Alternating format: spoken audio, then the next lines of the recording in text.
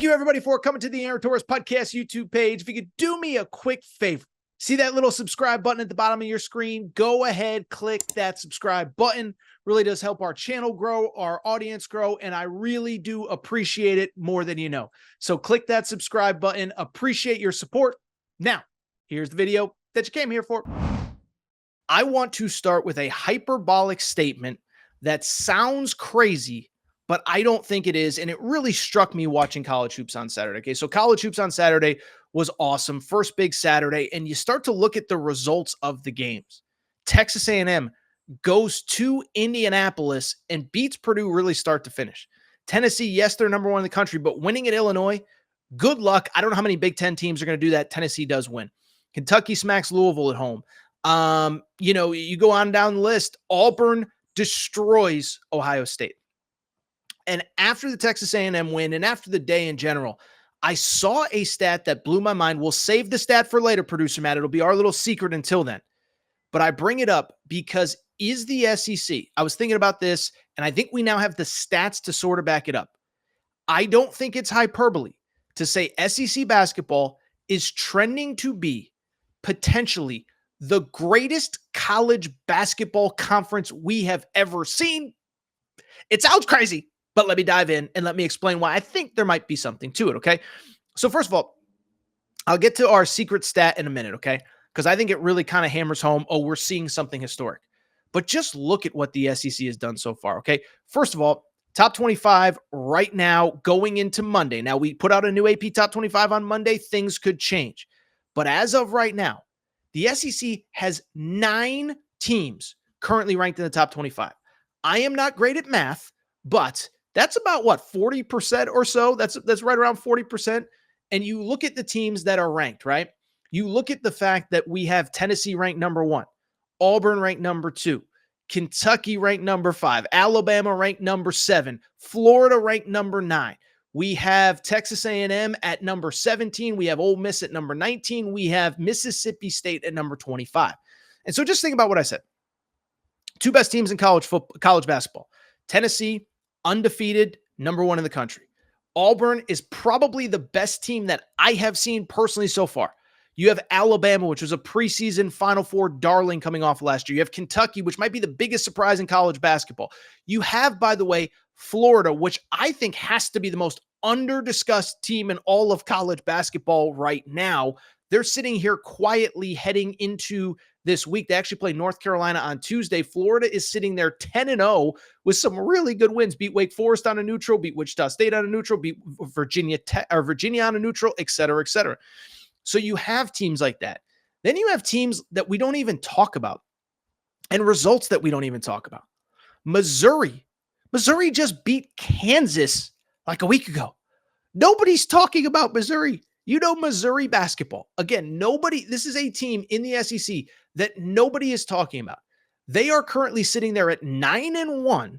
Their only loss was on opening night against Memphis at Memphis. Memphis is awesome. Memphis is like 10-2 and in the top 25. Oh, by the way, we mentioned Ole Miss sitting there at 9-1. Their only loss at the buzzer to Purdue. Mississippi State, quietly, the quietest 9-1 team in America. Their only loss was to Butler on a neutral, okay? So you go on and on down. By the way, you know Vandy is 9-1. You know, by the way, how about this? Arkansas, this team that we all deem, or I don't personally, but a lot of people like, oh, they're overrated. They're not good.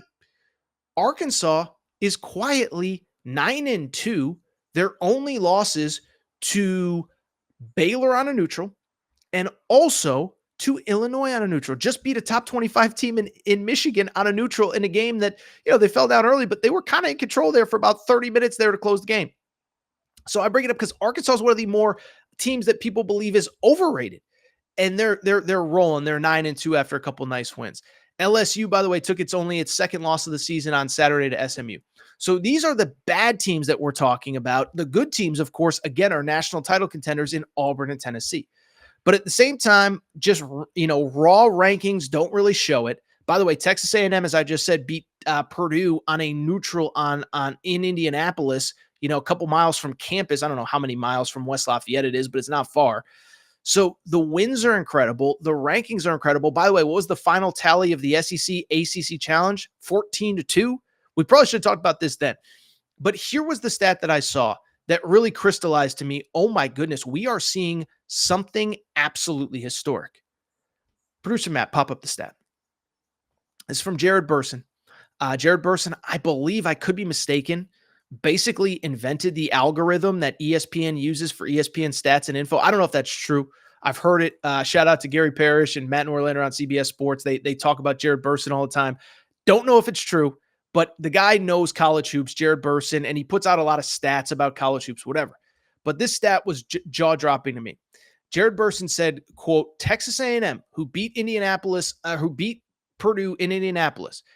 They beat Purdue was ranked number 11 at the time. That brings the SEC to 17-8 in non-conference games against AP top 25 teams. That's 4 more regular season games out of conference wins than any league has ever had against top 25 competition out of conference, and there's still more opportunities to come. So let me rephrase that because I didn't even read the tweet right. The SEC has 17 non-conference wins against top 25 teams. That is 4 more than any league has ever had. That is insane. By the way, I didn't even mention Oklahoma. Oklahoma goes to the Bahamas and beats everybody, and they're sitting at 10-0 as well. So I think Oklahoma's in the top 25. I somehow missed them. The point I'm trying to make, 17 wins against ranked teams in the out-of-conference with more to come. It is insane. We've never seen anything like it. And I think there's a couple of reasons why, and I don't think it's slowing down. First of all, I've probably mentioned this on the show before, but you know who really deserves a lot of credit for this? Mike Slive, the former SEC commissioner. This story is kind of famous, but I think it's worth noting because I think we got to this point about 4 or 5 years ago where you could see this coming. By the way, go find it on Twitter. I called it the SEC basketball revolution because about 6-7 years ago, you could see these things, the mechanisms slowly behind the scenes working. Remember the year South Carolina made a Final Four, Auburn's made a Final Four, Tennessee's been number 1 in the country, etc. But the story goes that Mike Slive had a meeting of the SEC coaches when the SEC network launched. And he basically sat there, and it was actually not the coaches, it was the school presidents, and it was the ADs. And he basically said, we're starting this network. Football ends in November, in December. And oh, by the way, football is a 1-day-a-week sport.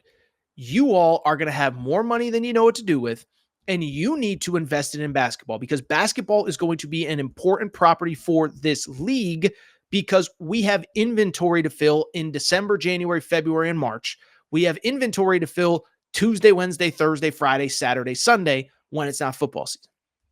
And so the leagues invested in their basketball teams, and you could see some immediately and some took a little bit longer.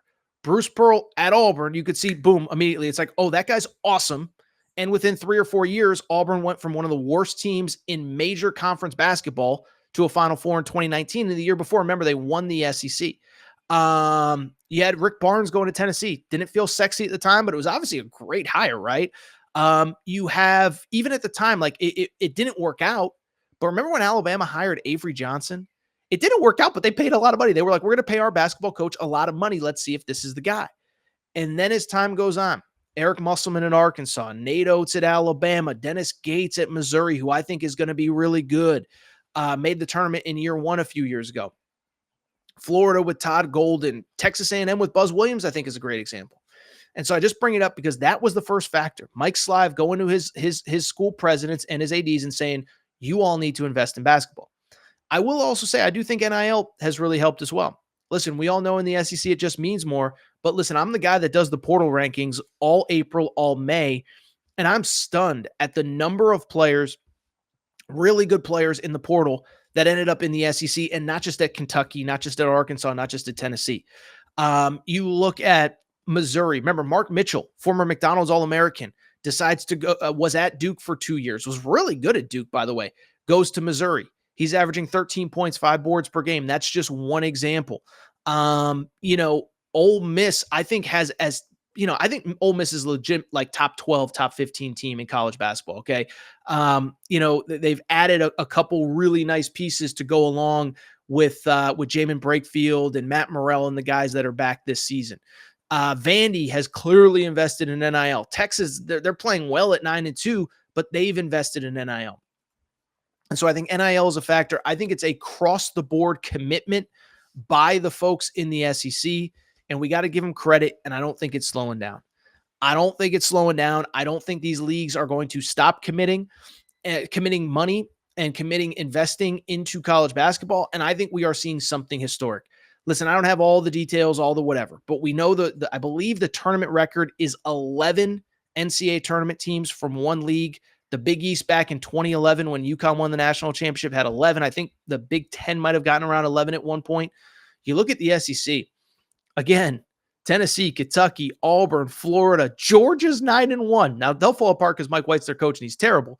But the point I'm trying to make is that it is going to be incredible to watch this league. And yes, I absolutely positively believe that we are looking at one of the best conferences we have ever seen. Again, 17 wins is 4 more in the out of conference against ranked teams than we've ever seen in college basketball.